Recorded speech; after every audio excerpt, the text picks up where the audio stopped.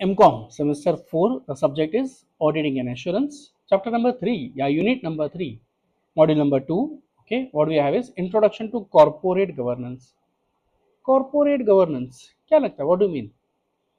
Sir, corporate तो पता है, right?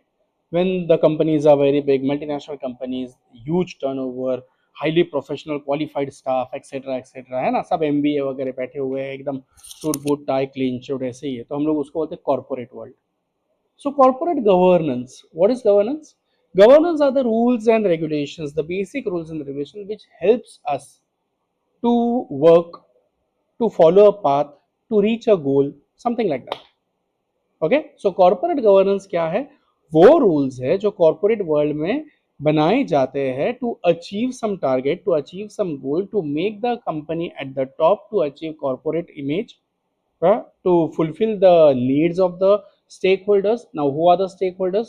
Your shareholders, your employees, your customer, your society, government, competitors, everyone related to the company or the business, either internal or external. He or she or that particular group of people is known as stakeholder, right? तो इन्हीं के बारे में हम लोग अभी सीखने वाले हैं कि what is introduction to corporate governance. Corporate governance यानी क्या? सो कॉर्पोरेट गवर्नेंस क्रिटिकली क्या बोल रहा है? एक फ्रेमवर्क है, एक रूल्स एंड रेगुलेशंस है that ensures the effective management and oversight of organizations, particularly corporation. It encompasses the system, processes, and principle by which companies are directed and controlled. In today's globalized and interconnected business environment, corporate governance plays a pivotal role in fostering trust. बराबर है. Definition and meaning, तो corporate governance का definition या meaning क्या क्या है? तो corporate governance refers to the set of rules, practices and processes by which a company is governed. It defines the relationship between the company's management, its board of directors, shareholders, and other stakeholders.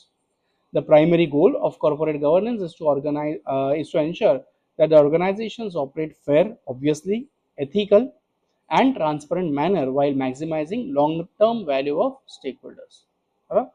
Cadbury report के हिसाब से corporate governance क्या है? One of the foundational document. अब Cadbury report क्या है?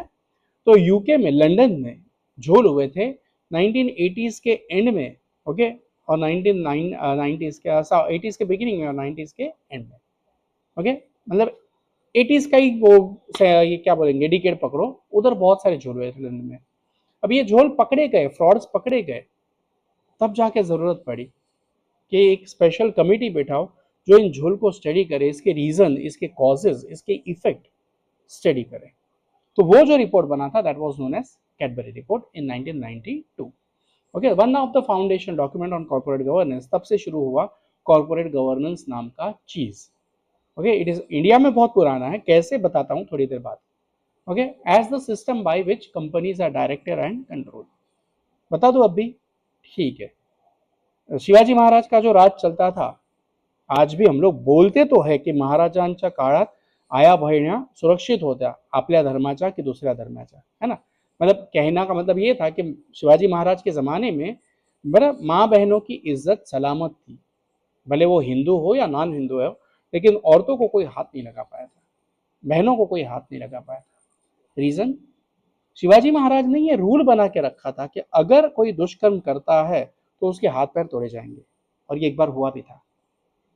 Okay, गांव के पाटिल ने ही एक गरीब की बेटी को इज्जत लूटी थी, और वो गरीब आया था रिपोर्ट करने के लिए, तो जिजाऊ थे, जिजाऊ बोल रहे थे कि इसको सजा दिए, ये किए, वो किए. उतने में शिवाजी महाराज आए और उन्होंने बोल दिया इसके हाथ पैर तोड़ो, उल्टा लटकाओ, और वो भी भरी चौक में, ताकि इसको डर के लोग ये करेंगे. So see, hundreds of year ago we are already having how to run the kingdom.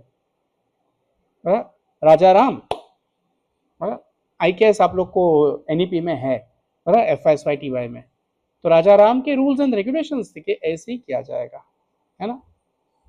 बराबर.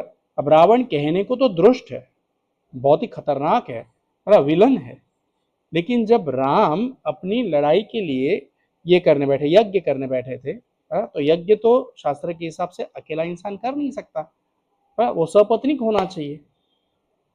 तो राजा राम को सजेस्ट किया गया कि आपको हवन करना चाहिए, यज्ञ करना चाहिए अपनी जीत के लिए. पंडित कौन? पंडित कौन? उस जमाने में सबसे ज्यादा पढ़ा लिखा कोई था तो वो रावण था। राम गए हैं, रावण को इनवाइट किया है, मतलब दूत को भेजकर। अब साला ऐसा है कि मैं ज्ञानी हूं, ज्ञान का घमंड करूं तो लोचा है, लेकिन ये मैं राजा हूं और वो मेरा दुश्मन है। रावण ने भी अपने ज्ञान को, पंडित होने के, रावण वॉज अ ब्राह्मण का वंशज, वो राक्षस नहीं था, कर्मों से राक्षस हुआ था। Getting it? See, corporate governance को कनेक्ट करना है अपने को कि ये कोई नया कंसेप्ट नहीं है। नया कंसेप्ट इसलिए है क्योंकि वो ऑन पेपर आया, विथ वर्ड्स आया। तो रावण गए हैं और रावण ने सजेस्ट किया है कि अकेले तो आप पूजा कर नहीं पाओगे, तो आपको पत्नी के साथ, तो वो हवन करने के लिए ऐसा कहा जाता है कि सीता माता को भी लाया गया था सपत्निक, वहां पे पूजा हुई है, वापस सीता को वहां पे लेके गए हैं। So how to run a kingdom, पूजा पाठ के रूल्स एंड रेगुलेशंस क्या है, ताकि मेरे पास जो आया है वो अच्छे से, I could serve him the best, right? So every business to strive that मेरे साथ कनेक्टेड जो भी है पार्टीज, मैं उनके सबका फायदा देखूं। क्योंकि लंदन में वो हुआ था कि बोर्ड ऑफ डायरेक्टर्स ने उनका ही फायदा देखा था, खुद करोड़पति बन गए, लेकिन जिन्होंने पैसा लगाया उनको कंगाल कर दिया था। Okay, so this thing should not happen. Then OECD, the Organization for Economic Cooperation and Development. Corporate governance involves a set of relationship between the company's management, its board, its shareholders, and other stakeholders. So I have said stakeholders includes everyone connected to the company, either internal or external. Corporate governance also provides the structure through which the objective of the company are set and the means of attaining those objectives and monitoring performance are determined. Okay, Cadbury report के हिसाब से corporate governance is a system by which companies are directed and control. SEBI क्या बोल रहा है? Corporate governance is the acceptance by management of inalienable rights of shareholders as a true owners of the corporation and their role as trustees on behalf of shareholders। बराबर है? Company के real owner कौन है? Shareholders. Directors are just managing the company on behalf of the shareholders. तो फायदा किसका दिखना चाहिए, डायरेक्टर्स का या शेयर होल्डर्स का? शेयर होल्डर्स का। उनका लगा हुआ पैसा मैक्सिमम यूज हो और हम लोग बिजनेस को मैक्सिमम बढ़ा के मैक्सिमम प्रॉफिट इन रिटर्न्स दे, ये डायरेक्टर की जिम्मेदारी है। ये नहीं कि साला हम लोग मेहनत करें और ये लोग डिविडेंड लेके जाए। No, this attitude is very wrong, right? Corporate governance ensures that business operates with accountability, fairness, and transparency, thereby reducing the chance of corporate frauds and mismanagement. Yes, importance of corporate governance पहला है enhancing accountability. अब देखो, इतना concept आपके दिमाग में आ गया, मैंने डेफिनेशन भी इसलिए पढ़ा ताकि बाकी का आप अपने ओन वर्ड्स में भी लिख सको। ये चीज ऐसी है जो ओन वर्ड में लिखना पॉसिबल नहीं है। डेफिनेशन डेफिनेशन ही होता, according to so and so, it has to be word to word, right? But importance, yes, enhancing accountability. आप किसी चीज के आंसरेबल हो, डायरेक्टर हो, आपकी कंपनी नहीं है, कंपनी शेयर होल्डर्स की है, राइट? सो हर एक बंदा अपने आप को अकाउंटेबल ठहराए, क्या मुझे उत्तर देना है, मुझे आंसर देना है, मेरा उत्तरदायित्व है। I am answerable for something, for my work, to the maximum benefit of the shareholders and other stakeholders, right? तो इसके लिए कॉर्पोरेट गवर्नेंस जरूरी है। Then promoting transparency, whatever it is, it should not be hidden, right? Loss तो loss, profit तो profit, but है आपके सामने बिना एक रुपए के झोल के, है ना? तो कॉर्पोरेट गवर्नेंस हेल्प करता है झोल फ्री अकाउंट्स के लिए या झोल फ्री प्रेजेंटेशन ऑफ बुक्स के लिए। Protecting stakeholders interest, I have already said what are the number of stake holders.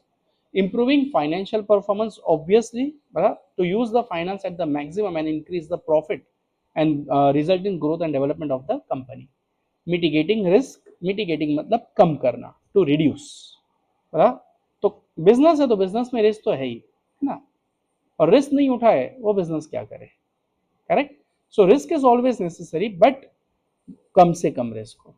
Regulatory compliance, yes, some rules and regulations अगर हो बिजनेस के ऑपरेशंस में, तो obviously that business will not make any losses as such, और wastages भी कम होंगे, resources जो भी है वो ऑप्टिमम यूटिलाइज होंगे, राइट? और कंपनी का जो गोल है, जो टारगेट है, वो अचीव करने के लिए आपको आसान हो जाएगा। Simple.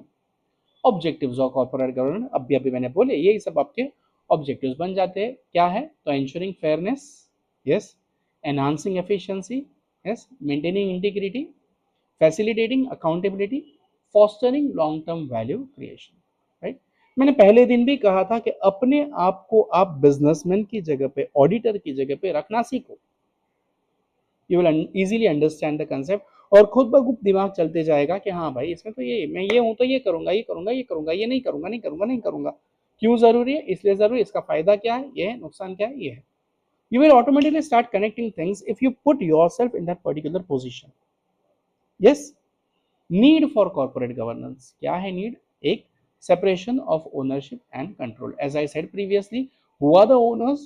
Shareholders. Whereas directors or the managing committee is just managing the business. They are running the business on behalf of the shareholders.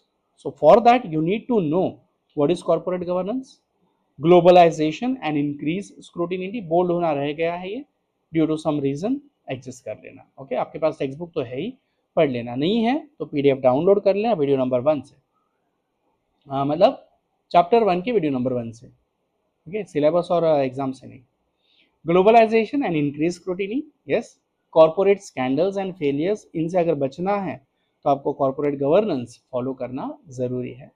Rising shareholders activism, now shareholders also aware. एक जमाना, मतलब मेरी जो पीढ़ी है, मेरा जनरेशन और मेरे ऊपर का जनरेशन अभी भी शेयर्स में इन्वेस्ट करने के लिए डरता है. Majority, there are very few who are readily investing. मैं खुद नहीं कर रहा हूं, नहीं किया मैंने शेयर्स में, डर लगता है. क्योंकि बचपन में जो फ्रॉड सुने हैं कि ये कंपनी ने इतना फ्रॉड किया, ये बंदा मेरा पैसा लेके भाग गया, वो लोग करोड़पति बन गए, लेकिन इन्वेस्ट करने वाले तभी उस जमाने में तो, मतलब 90s में देखो, सोना गोल्ड जो आज 1.5 लाख का हो गया है, वो 3,300 3,500 की रेंज में था, लिटरली लेट 90s तक. वो धीरे धीरे बढ़ा है. मैंने आखिरी सोना जब लिया था तभी वो 15 या 16 हजार कुछ था, फिर वो 30,000 हुआ, 60 हुआ, 80 हुआ, 1,20,000, 1,60,000. Just imagine, right? तो तभी भी हम लोग इन्वेस्ट नहीं करते थे. 3,500 भी हम लोग की कैपेसिटी नहीं थी, है ना? तो शेयर्स में इन्वेस्ट करना नहीं रे बाबा, कोई पैसा डुबाएगा तो, ये डर हमेशा खाता था बंदों को. ओके, उसकी वजह से शेयर्स में इन्वेस्ट नहीं करते थे. But now everyone is aware. वो अपस्टॉक, फिर वो कौन सा है, 2-4 ऐप जरा मार देना कमेंट में, कौन से है वो, मुझे याद नहीं आ रहा है. Okay, sustainability and ESG concern. What is sustainability? International level पे रूल्स बने हुए हैं कि if you are running the business you should go for sustainable development. Okay, SDGs, 17 ऐसे गोल्स है. एसडीजीज कितने हैं? 17. थोड़ा एक्स्ट्रा नॉलेज भी जानना जरूरी है, राइट? एकदम सब्जेक्ट से चिपके रहेंगे तो राणा सर का लेक्चर लगेगा ही नहीं, है ना? धर्म, शास्त्र, समाज, देश, दुनिया सब जानेंगे, है ना? बराबर. तो SDGs are 17 goals made internationally to fulfil the benefit, और यू शुड से कल्याण, जन कल्याण करने के लिए. Okay, for betterment of human life. जैसे पॉल्यूशन कम करना, एनवायरमेंट की होते नहीं है एक्चुअल लाइफ में, तो इन सब का अस्तित्व के साथ कोई संबंध नहीं है. ओके, ये सारे काल्पनिक है मेजॉरिटी देशेस में, लेकिन कुछ देश है जो इसको बहुत स्ट्रिक्टली फॉलो कर रहे हैं and they are achieving, they are controlling pollution, they are helping human kinds with free education. India में भी चलता है फ्री एजुकेशन. आप करोड़पति देखते हो कि आई डोंट नो, पर किसने था, आई गेस महिला, मेरे को याद ही नहीं आ रहा है. एक ग्रुप ऑफ कंपनी है जो बच्चों का फ्री एजुकेशन, जितने सवाल पूछे जाएंगे उतने बच्चों का वो लोग एजुकेशन का जिम्मेदारी उठा रहे हैं. That is SDGs. Okay, sustainable development goals. ESG is you are working for environment, social work and government. Okay, governance के लिए. ओके, सो ईएसजी ये गोल्स है. देन सस्टेनेबिलिटी एंड, ये वापस आया, रिपीट हुआ, देखो ये जरा डिलीट कर देना आप लोग, इग्नोर करना. ओके, पीपीटी में कॉपी करते वक्त थोड़ा सा तकलीफ हो जाता है, technical problem.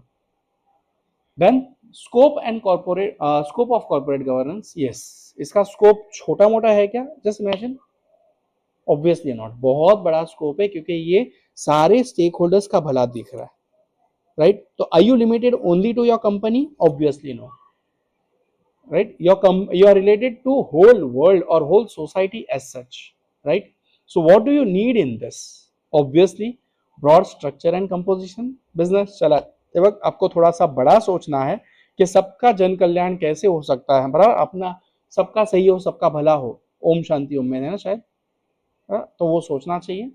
Share holders right must be protected, बराबर, they must be given highest return on their investment, बराबर, the money invested by the shareholders should be utilized to the maximum level for the benefit of the company as well as the shareholders and the general society, बराबर। Ethics and integrity, बराबर, बहुत लंबा चौड़ा ethics बता चुका हूँ chapter 1 में। Risk evolution, risk management, sorry, बराबर है। डिस्क्लोजर एंड ट्रांसपेरेंसी बहुत जरूरी है। Stakeholders engagement, yes. Performance evaluation, you have to check your own performance, अपनी कंपनी कहाँ थी, कहाँ जा रही है। हाँ, भले प्रॉफिट में हम लोग ऐसे ही सड़े गले हैं, नो प्रॉब्लम, लेकिन हम समाज सेवा कर रहे हैं। Every company is donate is supposed to donate 2 crores if their profit is 5 crores plus 2%, sorry 2 crores बोल दिया मैंने, आज क्या हुआ है, कहीं पे निगाहें कहीं पे निशाना वैसा हो गया है, दिमाग कनेक्टेड नहीं है। Okay, if your profit is 5 crores and up, you have to donate 2% of your profits for ESG। Performance evaluation करना जरूरी है। Legal and regulatory framework, government ही आपको रूल्स एंड रेगुलेशंस दे रहे हैं, आपको इतना इतना इतना करना है समाज के लिए। एम्प्लॉय है 12% प्रोविडेंट फंड करना ही है, अगर परमानेंट है उनको पेंशन देना ही है। ये सारे जो रूल्स है वो क्यों है, सस्टेनेबल डेवलपमेंट के लिए, ओके, कॉर्पोरेट गवर्नेंस के लिए। अब ये चीज मैंने पहले ही बता दी कि इंडिया के एंगल से सोचो तो बहुत बहुत पुराना है ना। भगवान कृष्ण चाहते, द्वापर के बाद हम त्रेता के बाद हम आ जाते हैं द्वापर में, 5,000 5,500 साल पहले भगवान कृष्ण अगर चाहते तो उनके घर में भी मक्खन बनता था, क्यों जाते थे चोरी करने, वो चोरी करके, इफ यू हैव नोटेड, वो खुद तो खाते ही थे लेकिन अपने आसपास वालों को भी खिलाते थे। क्यों? उनका मानना था कि ये जो गाय है, गाय से तो दूध बन रहा है, अपने गोकुल का है, उसके ऊपर सिर्फ उसका हक नहीं है जिसकी वो गाय है, समाज का भी हक है, क्योंकि वो समाज में ही बेच रहा है दूध अपना, दही मक्खन जो भी है। तो बच्चे जो बेचारे भोले भाले होते, उनको कुछ ना कुछ मिलना चाहिए, करेक्ट। तभी तो उस कृष्ण ने जिम्मेदारी उठाई एक उंगली पे गोवर्धन पर्वत उठाने की, कि ठीक है, पहले निसर्ग की पूजा करो, पहाड़ की पूजा करो, पहाड़ है तो बारिश मिल रहा है, और बारिश है तो घास फूस उग रहा है, तो गैयाएं चर रही है, खेती बाड़ी हो रही है, और आप दूध दही घी सब कमा रहे हो, तो किसकी पूजा करो, एनवायरमेंट की। ESG एनवायरमेंट के लिए है, राइट। इंडिया का ये बहुत पुराना कंसेप्ट है, लेकिन प्रॉब्लम इंडिया का यही आया कि हमने लिखित नहीं रखा, रिटर्न नहीं रखा। See, I hope you are able to connect कि मैं जो कहना चाह रहा हूं ये अपने कॉर्पोरेट गवर्नेंस के साथ कनेक्टेड है। बट देन टू, चलो आप बढ़े, आपने लिख के रखा, आप बढ़े। US UK वाले, तो उन्होंने क्या बोला, historical background, corporate governance has evolved over centuries, shaped by economic, social, and political changes. Its roots can be traced back in ancient civilization, where accountability and stewardship were emphasized in managing public resources. Okay, early beginnings in ancient Rome, India ने तो कुछ किया ही नहीं, and Greece, public companies and guilds operated under system and demanded transparency and accountability. The early practices laid the foundation of governance principle. Okay, the birth of joint stock company, हाँ ये कंपनियां बनी, no problem in that. Establishment of joint stock company such as Dutch East Indian company 1602 marked significant milestone. मैंने 5-5,500 साल पहले की बात की, और इधर कितना का है, 450 साल पहले की बात हो रही है। This companies introduce the concept of share holder ownership and the separation of management from ownership. Industrial revolution आया, फ्रेंच का, ये वो सब चीजें, बराबर है। And rise of modern corporation. The Industrial Revolution brought about the large scale enterprises requiring structured governance mechanism. The separation of ownership, shareholders, and controlled management became more pronounced, leading to agency problem and need for oversight. Emergence of legal framework, तो rules and regulations आने लगे. Governance structure were further strengthened by legal framework laws such as Sherman Antitrust Act 1890 in United States and the Companies Act in 1948 in United Kingdom address issues. अब Indian companies act में कब का था, 1956, हाँ? आज़ाद हुआ India 47 में, और सोचो 9 साल में हमने तो कायदा बना दिया था। तो इंडिया के पास भी विजन बहुत पुराना था, क्योंकि वो पुराने ज़माने से देखते आए थे कि उनकी पुरानी सिविलाइजेशन युग वाइज जो था वो कैसे हुआ था, और युग वाइज क्या क्या हुआ था तो मैंने आपको पहले भी बताया था जब आप पार्ट 1 में थे। ह्यूमन रिसोर्स अकाउंटिंग पे मेरा वीडियो है, युग और राजा, राजा की मैनेजमेंट स्किल एक पेपर है, युग और सॉरी ESG एनवायरमेंट, उसके ऊपर मैंने कॉर्पोरेट गवर्नेंस पे पेपर लिखा हुआ है। अगर आप पेपर पढ़ना नहीं चाहते तो IKS की जो अपनी प्लेलिस्ट है उस पर जाकर देख सकते हो। Okay, accountability, insider trading, and managerial misconduct. These regulations laid the groundwork for modern corporate governance practice. Okay. अब phases of development globally हम लोग करते हैं ब्रेक के बाद। वीडियो ज़्यादा लंबा हो जाएगा तो आप लोग देखोगे नहीं।